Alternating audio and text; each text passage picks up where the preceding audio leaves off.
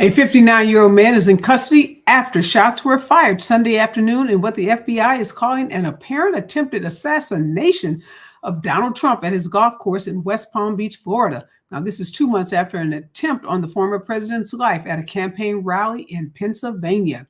And the Secret Service is facing new scrutiny after that gunman came within range of former President Trump. Now, this is the second time, again, that I said in less than 10 weeks, raising concerns about whether this elite protective agency, i.e., the Secret Service, is stretched too thin in a politically polarized nation where many people have ready access to guns. And since 2013, at least 122 people have been killed by gunfire in 64 planned school shootings. Most recently, on September 4th, 2 students and 2 teachers were killed at a Georgia high school by a 14-year-old suspect with an AR-style rifle. On Thursday, the Johns Hopkins Center for Gun Violence Solutions said guns were the leading cause of death among children and teens, killing more people ages 1 to 17 in the U.S. than car crashes and cancer for the 3rd year in a row. And Springfield, Ohio is a town on edge. It's been 5 days since it was thrust into the national spotlight by baseless and racist rumors of Haitian residents killing and eating wildlife and pets.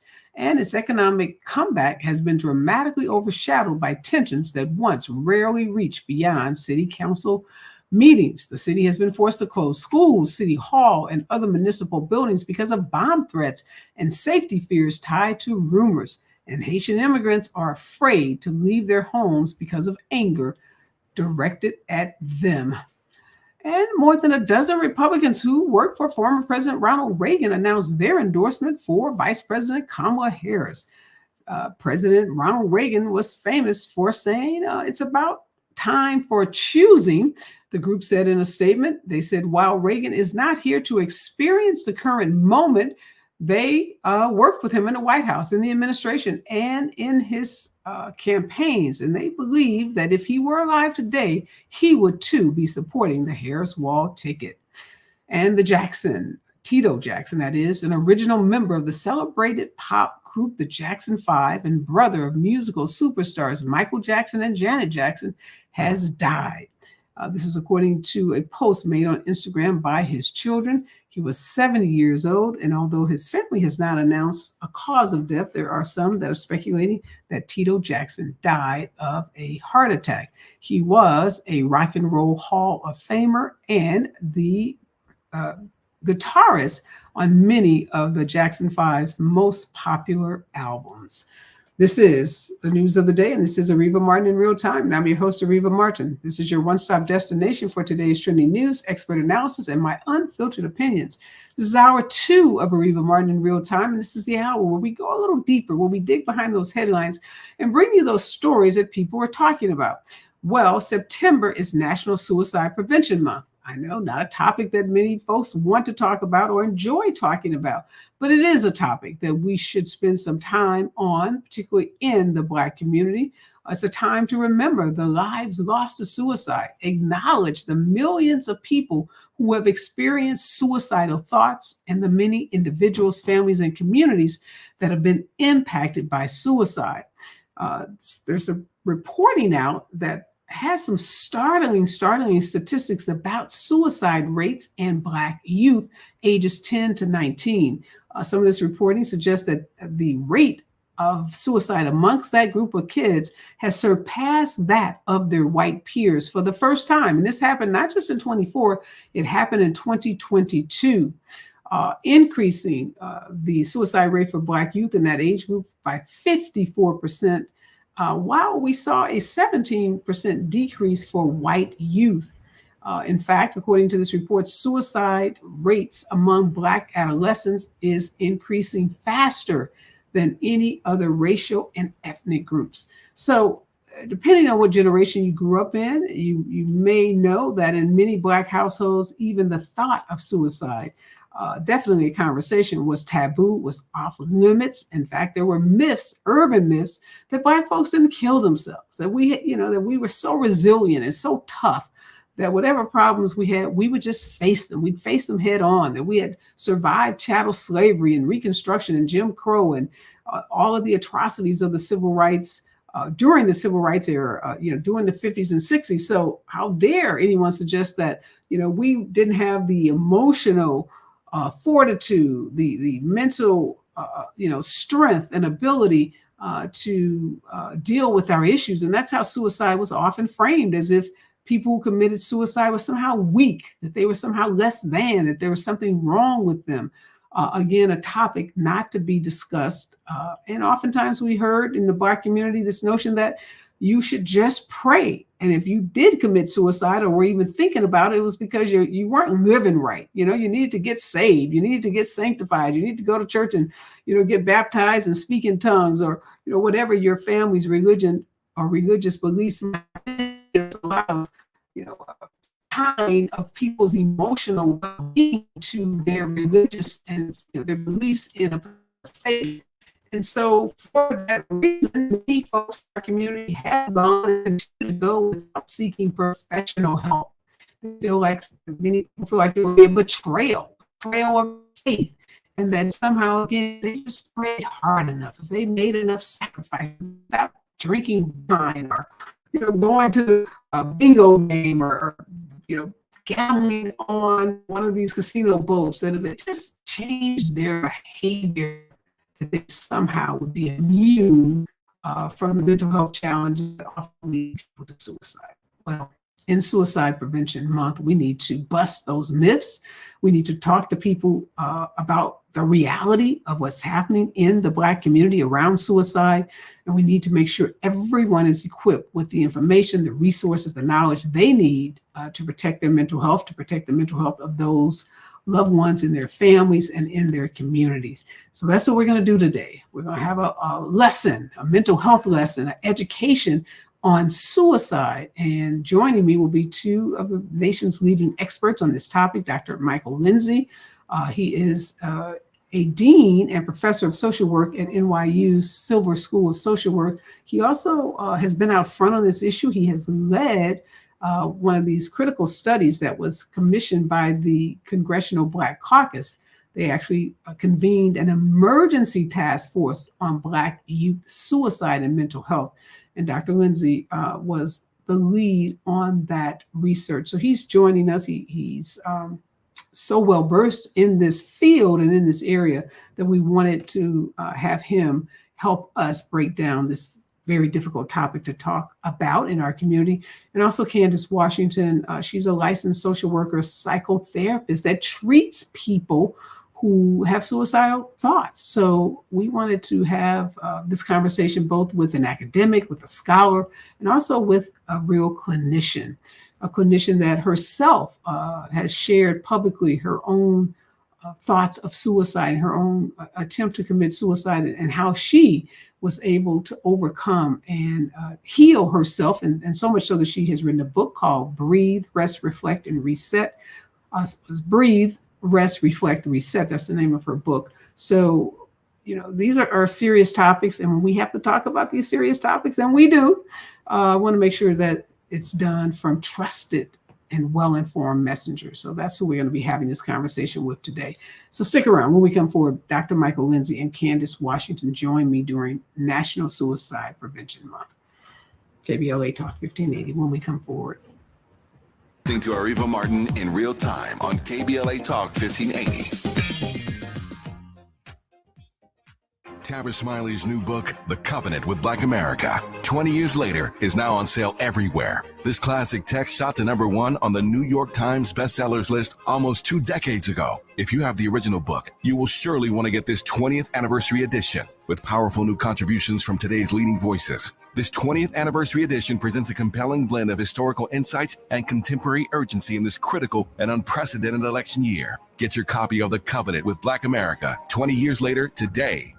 This is KBLA Talk 1580, home of the 2024 Climate Justice Campaign. Our daughter Jessie loves playing detective. But since we discovered she has sensitive skin, we've been playing detective too. We thought the problem was our puppy. but it was actually our old detergent. So we switched to Tide Free and Gentle. Tide Free and Gentle has no dyes or perfumes, so it's gentle on her skin. If it's gotta be clean, it's gotta be Tide Free and Gentle. This back-to-school season, Tide and Downy are giving back with $1.5 million in scholarships. Enter to win. No purchase necessary. US/DC 17+. End September 30th. Rules. Tide.com/scholarship/official rules. Martha was ready to switch to a career in IT. There's always a need for IT specialists, especially with AI coming out and cybersecurity. It's practically recession-proof. My Computer Career even provides job placement help. The career specialists, they're very helpful. They care about you as a person. You're not just a number to them. I would recommend My Computer Career wholeheartedly to anyone. Take the free career evaluation today. Become an IT pro in just months with zero experience at mycomputercareer.edu. KBLA Talk 1580. We've got a lot to talk about. KBLA reminds you that when we fight, we win, and we don't black down. LA Community Action Network, or LA CAN, was formed in 1999 when 25 residents of downtown LA came together and acknowledged the problems that existed in their community and made a commitment to do something about those problems, to stand together, organize, and become a force in the community that demands change. Civil rights and preventing the criminalization of poverty are their core projects. In addition, they take on women's rights, the human right to housing, and healthy food access. LA CAN also has projects focused on economic development, civic participation, voter engagement, and community media. While downtown LA remains their home base, with a particular emphasis on the Skid Row community, in 2007, they expanded their housing and healthy food access work into South Central Los Angeles. LA CAN believes that power for low-income people and people of color is achieved through a large, active, and well-informed member base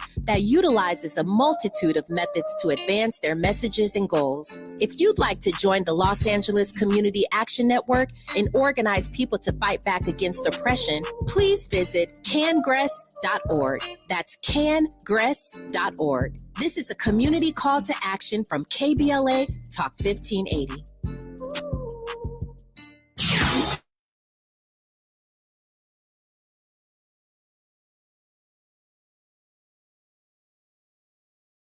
We are back, and September is National Suicide Prevention Month, and it's a time to remember the lives lost to suicide, acknowledge the millions who have experienced suicidal thoughts, and the many individuals, families, and communities that have been impacted by suicide. Joining me in this hour is Dr. Michael Lindsay and Candace Washington. Let's start with you, Dr. Lindsay. First of all, thanks to both of you for joining me. This is such a heavy topic. We're in the midst of a political hailstorm, I'll call it, but a campaign, lots of campaigning that's happening right now leading up to the November presidential election. A lot of people are feeling especially stressed, but still there's some reluctance, I would say, in communities of color in particular to have conversations about suicide, even though folks will tell you that, stress levels, anxiety levels are probably at an all-time high. Help us understand the stigma that is still associated with this topic. Unmute. First of all, thank you so much for having us this evening to have such an important conversation. I've often framed that this is, particularly with respect to Black youth suicide, a ring the alarm moment. We need to be talking about this issue, and its venues and champions like you who are incredibly helpful to the cause. Historically, as you led at the top of the hour, we've seen so much stigma in our community around mental illness. In fact, I noted as you were talking that for a long time, we framed that if a person died by suicide, they actually were going to hell. Yes. And many people believe that. Mm-hmm. And, in light of those kinds of myths, there's been a lack of conversation, courageous conversation about mental health challenge. What we know is that mental health challenges are incredibly treatable, and I'm sure Candace will shed greater light on that. There's all kinds of evidence-based practices and interventions for many mental health challenges that people are struggling with, yet there's such a disconnect from the need to treatment because of stigma.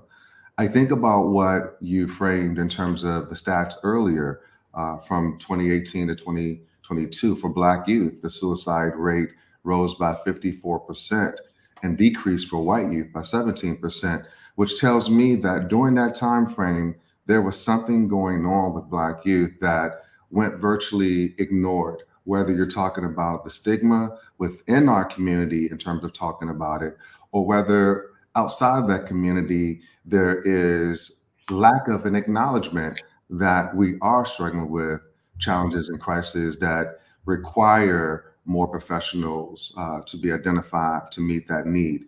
And so I just really applaud you and thank you so much for ringing the alarm. Let me ask you, thank you for telling us that this is a ring the alarm moment. Do we know what happened? 2018 to 2022, we know we were in a pandemic.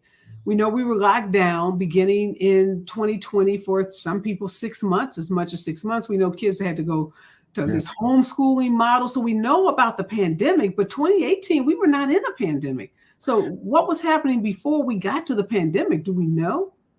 Well, let me just add this. From 1991 through 2017, we analyzed data from the CDC that found that suicide attempts rose by 73% for Black youth.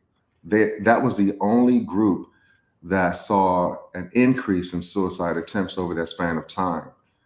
We added 2019 data looking at 1991 through 2019, and we saw that the suicide attempt rate increased by 144% for Black youth. Wow. And so what I'm suggesting here, Areva, is that this has been going on for some time. And I think what the pandemic did was laid bare just in terms of how catastrophic it is within our community in terms of the lack of conversation about mental health, the lack of connections to treatment when we need them, the lack of resources that are within our communities. Many schools in the Black community and other minoritized communities actually do not have a mental health provider for kids who need them. And if there is a provider, that provider is working between schools or shows up only on Thursdays in one school and maybe Monday in another school. That's not enough. Yeah, Candace, let me ask you, you treat patients, they come into your office or maybe by Zoom, telehealth. Have you noticed any changes in attitudes? Is there a more willingness to have conversations about suicide in this moment than perhaps maybe 5 years or 10 years ago? Yeah, first of all, thank you so much for bringing me on and having me and recognizing the importance of fostering conversations around suicide, because the stigma is still there. 25% of African Americans seek mental health support, only 25%. And the stigma is still there because when you think about it historically, we have been taught to be strong. Right? So we pass that message down to our children, right? Boys are not to cry. Big boys don't cry. Big girls don't cry. So when you think about that, it's a generational shift. And we often talk about generational trauma, but fostering conversations here tonight and talking about suicide, it shifts the trajectory to talk about generational healing. So even though the statistics are showing 25% of African Americans are coming to seek mental health support, I am seeing a more willingness in the normalization of it and having therapeutic support because we're fostering these conversations and we're taking off the cape that a lot of us have worn before, that superwoman and that superman complex, and taking off that cape and knowing that it's okay not to be okay and showing your strength in saying that I need help. And a lot of times we see children suffering in silence, but you see it behaviorally. Right? You see it in our Black youth through anger, through irritability, through aggression, which their counterparts, right, peers, they may show it in as a lack of interest, right? They may show it in social isolation and retreating. So we're seeing it more often, even within the school structures. You know, Dr. Lindsley just touched upon this, having a licensed mental health professional in the school to be the linkage to clinical support is something that is needed. But more of us are starting to see the importance in taking off that cape and knowing that it's okay not to be okay, because suicide is a complex issue, and it's linked to a lot of risk factors, right, including school-related stress. Dr. Nadine Burke-Harris, who's the former Surgeon General for the state of California, reports that 1 in 3 children experience an adverse childhood experience before the age of 16. So adverse childhood experiences, they've been exposed to depression, right? They've been exposed to also abuse, oppression, neglect. When you think about these different things, because mental health conditions is also generational. It's genetic. It can go down the bloodline, right? You can experience it by seeing your mom in a depressed state, right? So those behaviors, they can transfer. So when we talk about mental health, especially in youth, we hear those things. What goes on in the Black house, it stays in the Black house. Children are supposed to be seen and not heard. What do you have to be depressed about? What do you have to be anxious about? You're not paying any bills. Just pray about it. You talked about that. But suicide is a biopsychosocial, spiritual framework. And we have to be able to look at that framework biologically, right? Genetics, psychologically, their social environment, but also the spiritual piece. When there's something going on in the child, a lot of families, they go to their faith-based leaders. Right? So if their faith-based leaders has this ideology around suicide that is demonic, or you're not praying enough, that is going to be passed down, and that's going to cause that child to suffer in silence. And that child is going to grow up, and you're going to see those things mentally in their adulthood. So it really starts with us fostering these conversations, going into the schools talking about suicide, going into the churches and talking about suicide. More churches are becoming trauma-informed ministries to know that mental health is not new to God, right? It's in the Bible. Suicide, depression, it's in the Bible, but not being able to spiritually bypass, which is bypassing your psychological and emotional needs and just saying, I'm going to pray over it. But no, being able to address it. So it starts with the Black youth, the environment. What is your environment saying? And because we're fostering these conversations, I am seeing more Black youth come to therapy, and it be their choice, not their parents, but their choice. My social worker in school is talking about mental health.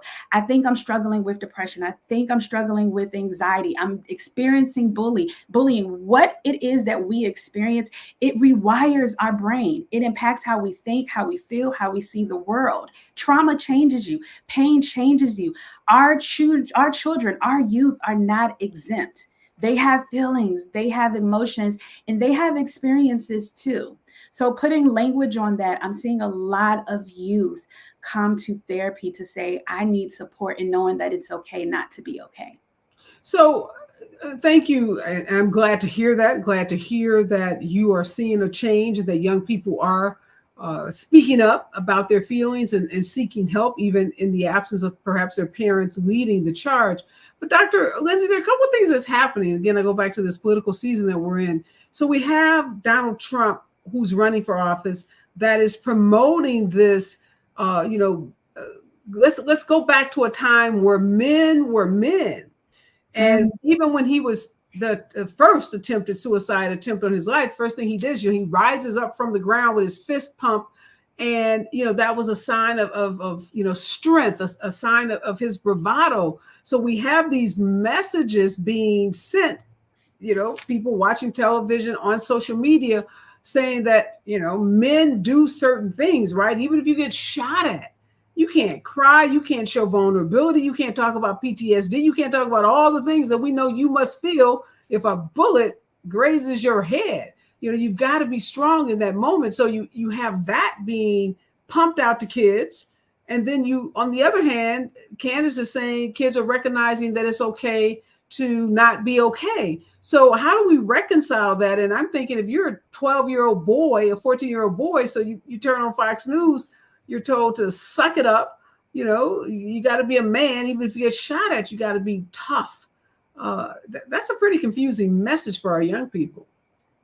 Well, a couple of things. First, I want to just acknowledge the great points that Candace was making. She was spot on about so many things. And it's encouraging to hear because I think, Candace is spot on about the fact that more and more kids are accessing mental health supports and services. There is greater acknowledgement of mental health needs and indeed conversations happening in many spaces. More and more churches are becoming attuned to these issues, and pastors or ministers are talking about it over the pulpit. All that's really important. Yet we have a long, long way to go in terms of deconstructing long-held myths about what it means to be a man, what it means to be strong, what it means to, survive tumultuous situations. And historically, that burden has been laid upon Black individuals to grin and bear it, to get over it, to be strong, to be tough.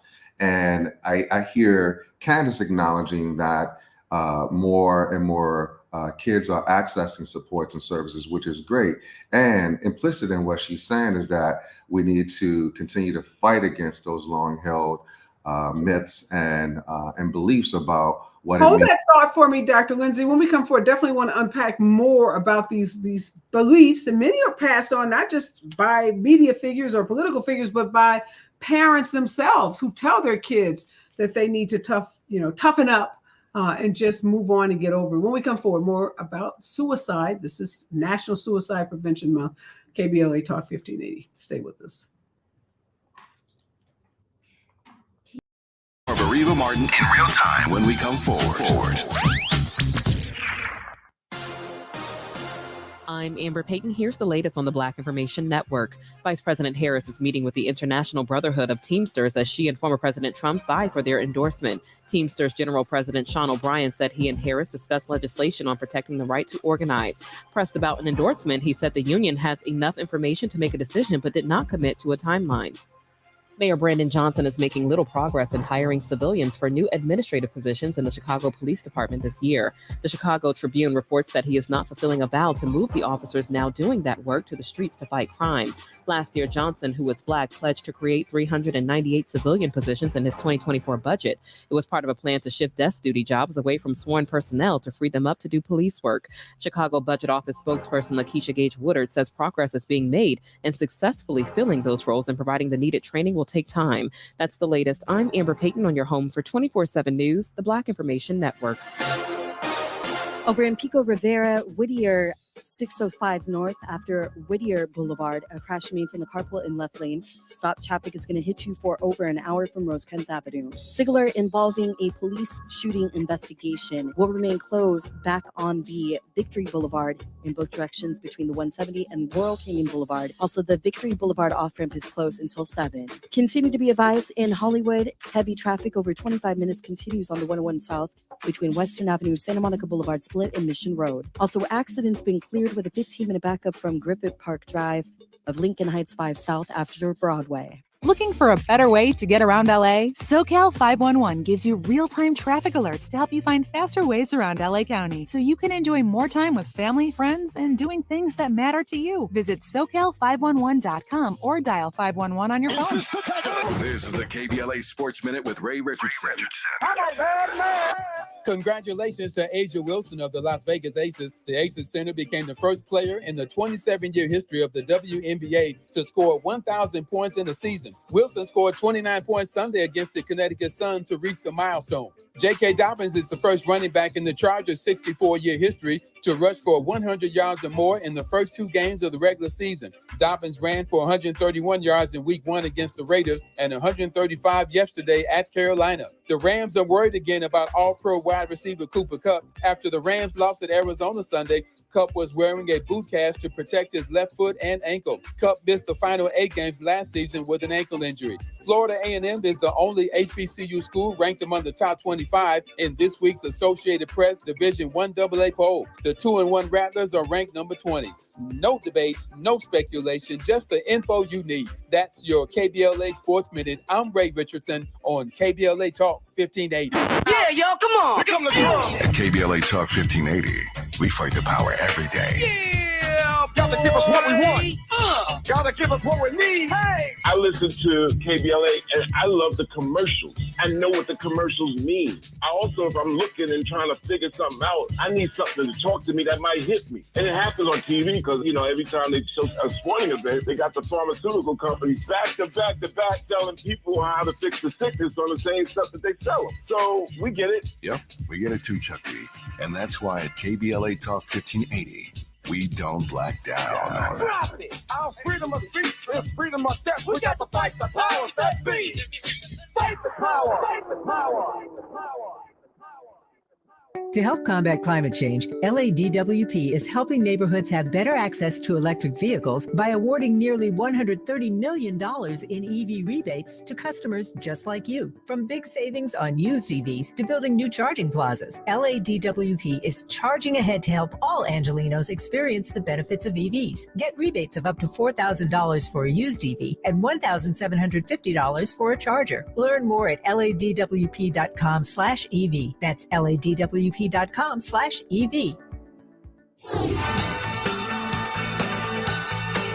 Asthma Peak Week is almost here, September 15th through 21st, and it's time to pay attention. Peak Week is a critical time of the year for asthma flare-ups and can lead to hospitalization. Did you know that Black Americans are approximately 5 times more likely than white Americans to be hospitalized for asthma? Stay aware, have a plan, and spread the word on Asthma Peak Week. For more active asthma care tips, visit luma-edu.com. This message is brought to you by Amgen and AstraZeneca. Hey, LA residents, it's planting season and the perfect time to get shade trees growing around your home. LADWP and City Plants are giving every resident up to 7 free trees. That's right, 7 free trees delivered right to your door. Trees are great for the environment, help improve air quality, and can help you save on your bill when you use less air conditioning to stay cool indoors. Learn more at ladwp.com/free trees. That's ladwp.com/free trees. Hey there, Los Angeles. This is James Lucky Jr., publisher and editor of Los Angeles News Observer. Are you hungry for news that matters to you in the African-American communities of Los Angeles? Well, buckle up, because we got the scoop you've been craving. Stay in the know and never miss a beat with our free weekly publications conveniently available near you. Or hop on the digital wave and become an exclusive subscriber at OGNSC.com. Don't forget to join the party on Instagram and Twitter at OGNSCINC for behind-the-scenes access and sizzling updates. No more FOMO. Let's stay informed, connected, and empowered together.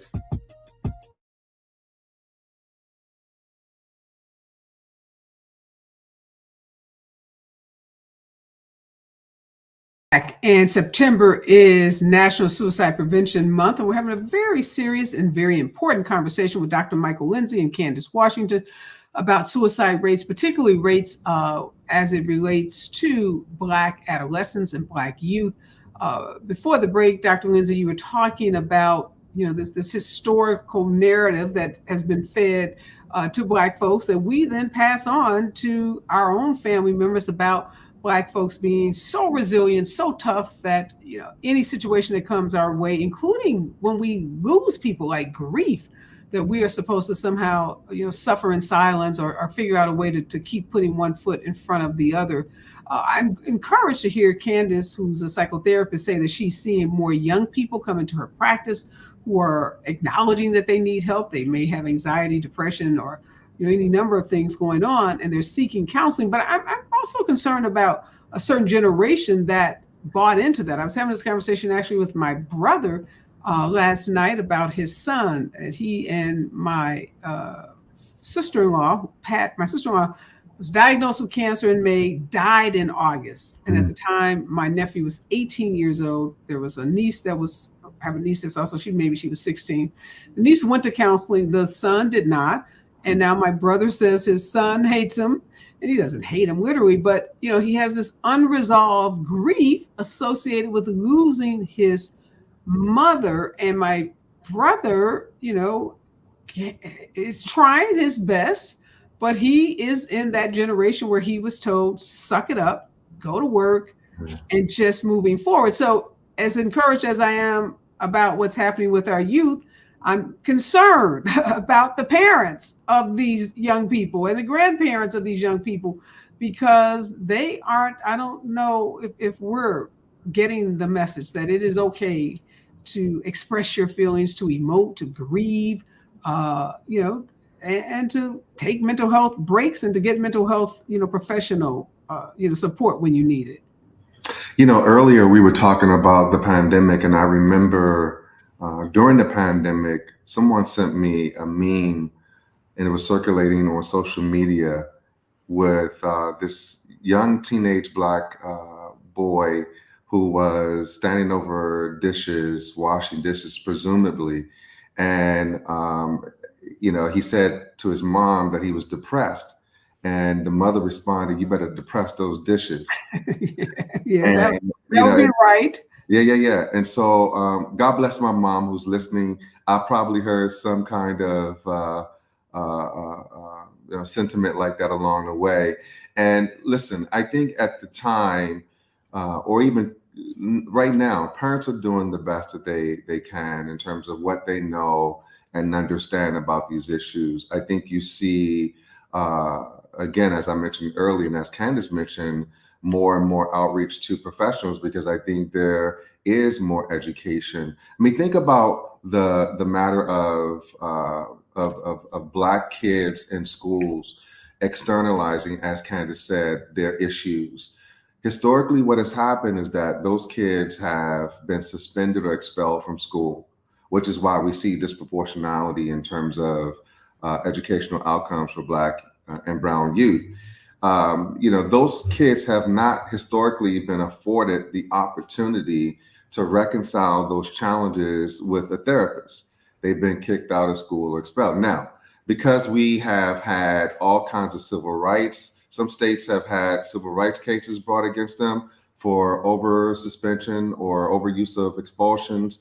I think that has led to greater education about the need to have obviously alternatives, particularly alternatives that speak to the condition and well-being of kids in terms of giving them the resources and support that they need. I think you see it in popular media with athletes and entertainers talking more and more about their mental health struggles. So generally, there is greater acknowledgement of these issues as being important to talk about and to get professional help for them. And I'm encouraged, and yet we have a long way to go.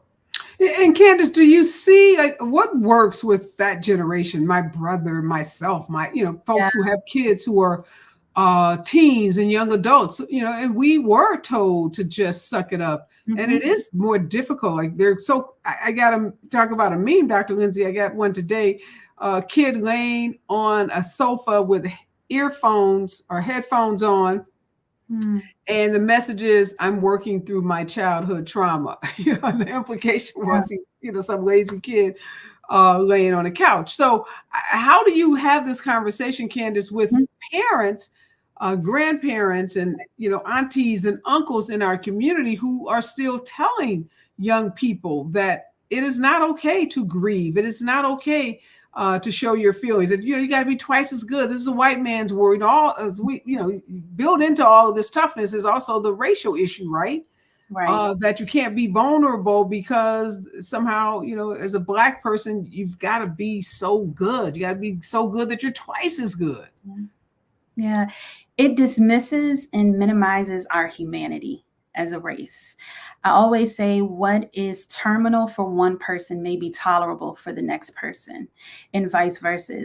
And we may have shared experiences generationally, but we process that psychologically differently, right? Our thoughts influence our feelings and emotions, and then it shows up behaviorally. We are all different, even in our shared experiences. So fostering that level of empathy, that level of vulnerability, and having these conversations conversations is so important generationally. And I know it goes back all the way, Areva, to slavery. You didn't have permission to speak, to say what it is that you were feeling. That was life or death. So you learned how to suck it up and keep moving and keep going to stay alive. So we pass that down through the bloodline, and that's where we get that suffering and silence. But it takes it running into a family member that says, no, I can be both. And I always tell, my clients, you don't have to live in this either or mentality. You can be both strong and need support. You can be both gifted and say, I need a break. Right? You have to be able to humanize your experiences. And again, giving yourself permission to put language on your experiences in pain.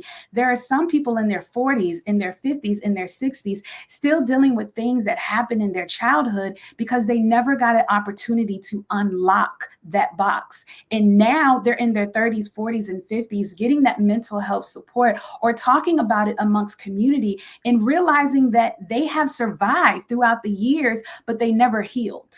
Mm-hmm. Many of us have learned how to survive, but we never healed. And I think a lot of us generationally have died due to our mental health, right? Because it manifested itself physically. The body keeps score. What is going on mentally? It shows up in our body aches, in our sleep hygiene, our poor appetite. But let me just stop you for a minute, Candace. And I hear what you're saying. And yes, all of those things should be happening. And people definitely, it's not a binary choice, right? You can, as you said, be strong, but yet need support. But how do we get that? I'm going to go a little bit more, on a granular level. That's not the conversations I'm having with people who are 40 years old and over. They still feel like if I let my guard down, particularly, let's deal with the workplace, that I am not going to be judged by the same standards as my white peers will be judged by. Yeah, it may be okay for, Billy sitting next to me to talk about his mental health and his challenges. But if I talk about my mental health and my challenges, I'm going to be seen as, incompetent or somehow there's a ceiling on my progress. So I'm just trying to get to how are these conversations going? I know what they should go like, but I also am talking to folks that are saying, that's not real for me. Like, and that's I hear you. I love that LeBron or whomever that's a billionaire can talk about his mental health challenges, but he ain't got to show up every day on this job that I'm showing up on. And many people, that is their narrative, Areva, that is their truth. And finding a safe support space where you can take that cape off and lay down your burdens is something that is a necessity because, again, the truth of the matter is we may not all have control over our environments, right? The bills still have to get paid. Food needs to still be on the table. So your environment may not be conducive to your mental health. How do I sustain this? It's called distress tolerance skills.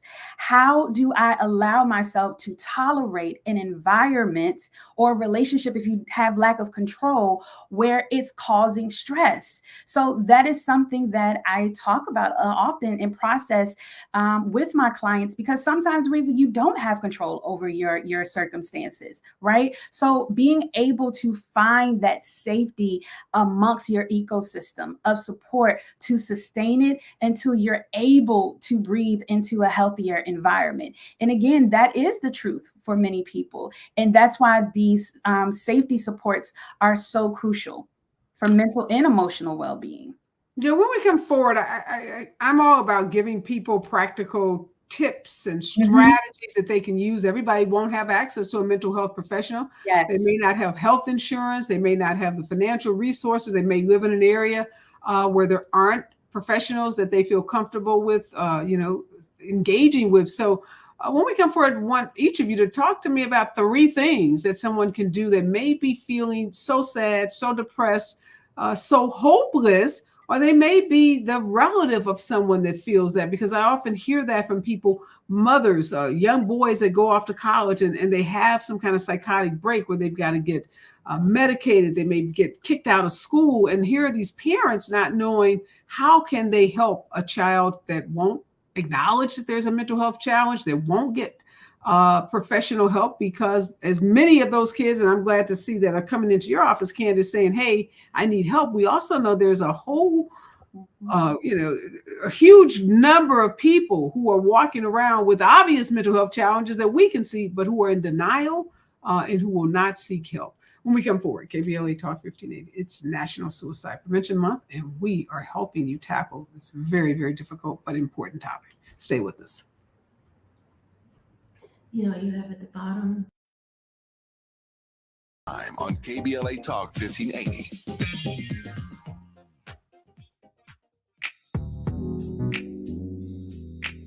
Tips to help improve basic steps for building a budget in 2024. Building a budget can help you achieve and reach your financial goals.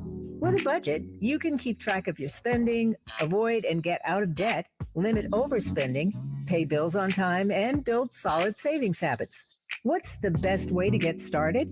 Figure out how much to set aside for expenses like rent, mortgage, bills, groceries, and entertainment.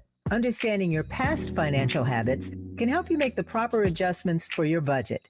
Adjusting to a budget can take time as you work to find the right balance, but keep working on it. For more financial health tips, visit chase.com or stop by a local branch. This segment is sponsored by JP Morgan Chase & Company.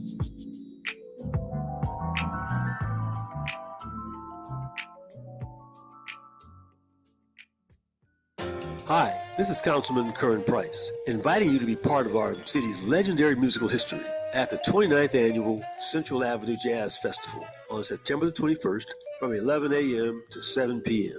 For decades, the Central Avenue Jazz Festival has honored this historic corridor's unparalleled contribution to jazz. Enjoy a day filled with jazz, blues, and Latin jazz across 3 stages, featuring performances by Chief Ajua, the John Beasley Big Band, and Las Chicas. Indulge in a variety of delicious foods from barbecue to Asian fusion, and explore from a unique mix of vendors and more.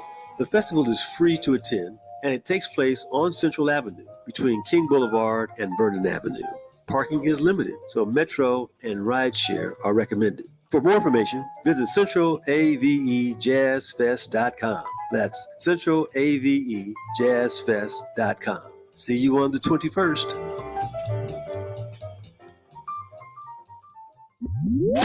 Linking social justice and climate justice all year long. We're unapologetically progressive. KBLA Talk 1580. The California Crusader newspaper would like to thank all of our subscribers for their support throughout the years, proudly serving the South Los Angeles and South Bay areas for more than 40 years. The California Crusader is a multicultural, Black-owned, adjudicated newspaper that focuses on providing newsworthy information to the people in our community. We're constantly looking for ways to assist businesses in our community to connect with our subscribers. We provide low-cost, effective ways to promote your business with our reasonable and affordable advertising rates. You can participate by suggesting, sharing, and submitting your stories on the California Crusader newspaper Community Share Facebook group page, or visit our website at cal-cruise-news.com. That's calcruisenews.com. Then click on the Submit Now button located on the top right corner of the homepage, or text CCN to 42828. Again, text CCN to 42828. The California Crusader newspaper, working together to build a better community for our future. Subscribe today.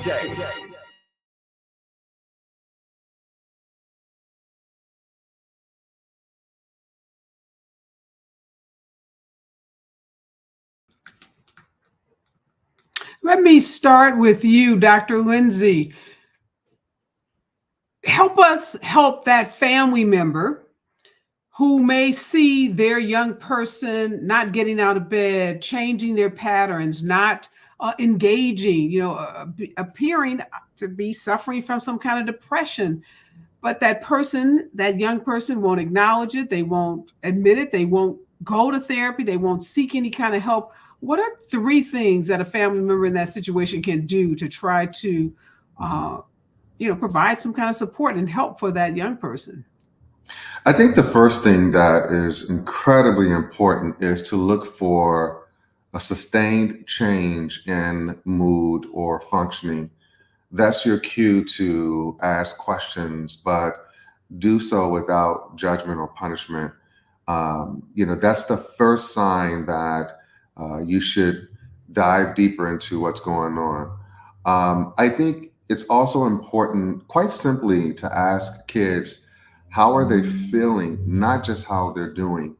And it's important to ask them how they're feeling because it's so important for them to put emotions and feelings into words that can be expressed and that can be tapped into in terms of being able to outreach to someone or to signal in any sort of way that help is needed. I also think that it's important to really notice if your child is struggling or displaying self-harming behaviors. That's an indication that they need to seek professional help. So, for example, if you notice that they're cutting themselves or doing other kinds of harmful behaviors to themselves, putting themselves in harm's way is really important. You know, one of the things I wanted to highlight is that in one of our studies, we found that Black youth was almost 3 times as more likely to go to an attempt without also showing, ideation in terms of thoughts or plans. And so you really, really have to get your child connected to treatment. And sometimes, folks will wait for what I may frame as the unicorn, the looking for a Black therapist. It's important not to delay treatment in terms of trying to find a Black therapist because you may not find one immediately, but get connected to a formal mental health treatment specialist. And so that's what, some of the warning signs that parents can look for, Dr. Lindsay. But Candace, talk to us again about what can someone do when you see those warning signs and you're trying to ask those questions and you're trying to gently nudge without judgment, but the person is adamant. They may be diagnosing themselves using the internet. They might be looking at friends on social media. They just may be, resistant to getting any kind of help. And the family members may see, certain behaviors escalating. What would you advise that family to do? Yes, especially amongst the youth, TikTok, Instagram, social media is huge. And when it comes to changes in behavior, that is one thing that I want to add to what Dr. Lindsley talked about is change in behavior on a social media post, right? And talking about death, even in a joking way, right? The changes in what they're watching, music, appetite, sleep, all of those things are warning signs, but the QPR approach, I always tell family members and friends, the QPR approach stands for question, persuade, and refer. Question, ask the question, right? Directly out. Even if you think your child may be experiencing suicidal ideation, ask the question, are you thinking about suicide? It is not going to put the thought of suicide into their mind if it is not already there. Just flat out ask it. And that helps to eradicate the stigma associated with suicide, but it also disarms the nervous system to be able to foster such a vulnerable conversation. So asking the question. And then also when it comes to persuade, that's the hope. Normalizing their experiences. I know you just transferred across the country into a new school. I know mom and dad just went through a divorce. I know you just lost your grandmother. I know that you just lost your best friend. Normalizing their experiences and not just telling them to suck it up. You're not the first person that experienced grief or a change of school. You're not the first person that's been bullied. Suck it up. No, normalize it. I can see why you feel sad right now. I can see why you are changing in your behaviors, and there is help available. That's the refer. Be equipped, because once you ask that question, you have to be equipped with the response. So when it comes to the refer, have peer support. And I love what Dr. Lindsay talked about, because we are few. Black clinicians, we are few, but finding a culturally competent, licensed mental health professional, and then also knowing that therapy, I'm a therapist and I say this, therapy is not for everyone. Finding what works for you, and that can be peer support, right? That can be within your faith-based community, having a trauma-informed faith leader, right? Therapy is just one piece to our well-being. It's not the first in the end. Being able to address what works for your family and meeting that need.